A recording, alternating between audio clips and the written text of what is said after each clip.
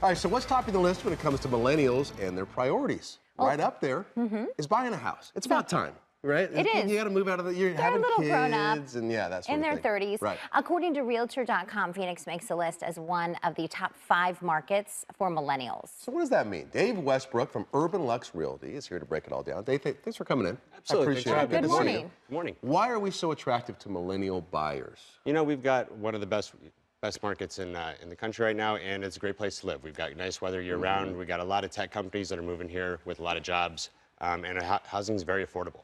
Let's talk about that in terms of affordability when you look at some of the other top markets. How affordable are we here? So, you know, 30% of millennial buyers are buying houses right around $300,000. So even with that, you can go 3.5% down, which would be about, you know, $8,000 to $9,000 down. And their payment's going to be pretty reasonable at $1,500 a month. And rates are really low right now, so you know, still historically low in the 4.5% range. Yeah. It's crazy when you look around the country. I mean, I think we all know how intense California is when it comes to like trying to buy a home in LA or up in San Francisco. But I mean, you look at small towns. My daughter's going to school up in Boise, Idaho. Okay. And you go up there and I look at homes, my wife and I were just kind of looking at different places. It's more expensive in Boise than it is here, you know? It is, and we're actually seeing a lot of people from California move here because housing prices are getting so out of control there. A lot of people are wanting to, you know, they love California, but they're like, hey, I'm gonna go retire, I can get more house for my money in Arizona, and I really wanna go and be able to, you know, have a better lifestyle and not be so house poor. Are there certain communities here across the valley where more millennials see more fitting into their lifestyle, age appropriate maybe for them? You know, it's interesting. I will always go in.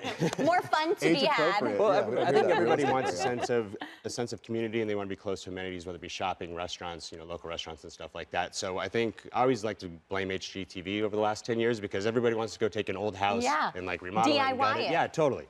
So we're seeing like a lot of people want to be, you know, in South Scottsdale. A lot of people even vacationing here want to be in South Scottsdale. So it gets a little bit more expensive, but as you start getting out into, you know, the Gilbert areas, we're seeing a lot of young families moving to Gilbert, and the Gilbert housing prices are continuing to go up. You do have some of those in South Scottsdale, mid-century, you know, type of ranch-style homes. Absolutely. So they are fixing up. Yeah, they're beautiful. Absolutely.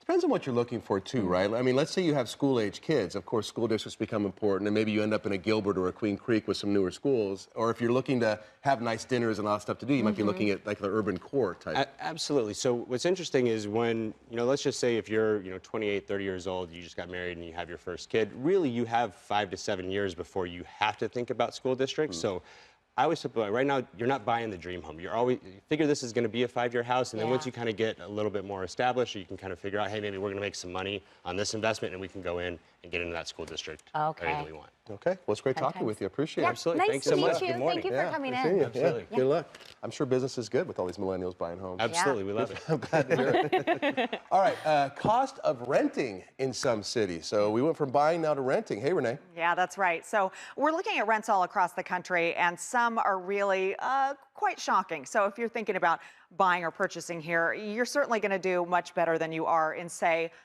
this area, this course being New York City. And what I'm showing you right here is a studio apartment that is for rent, $1,600 a month. That's going to set you back. Now, I do not know the exact square footage, but I can tell you that looks like it's got the width of maybe 8 to 9 feet. Maybe we can have the real estate expert weigh in here. And if you can see that in the back, I'm not sure that this is much of a feature that he gets asked for, but that is a kitchen in a closet. Well, it is a studio, right? It's a studio Yeah, apartment. it's a studio, but I'm telling you, you know, It's pretty pricey for a studio. A studio can be 2,000 square feet. It just doesn't have a bedroom. But this studio, I'm assuming, is under 200 square feet. And this is in Manhattan, you said? Mm-hmm. Yeah.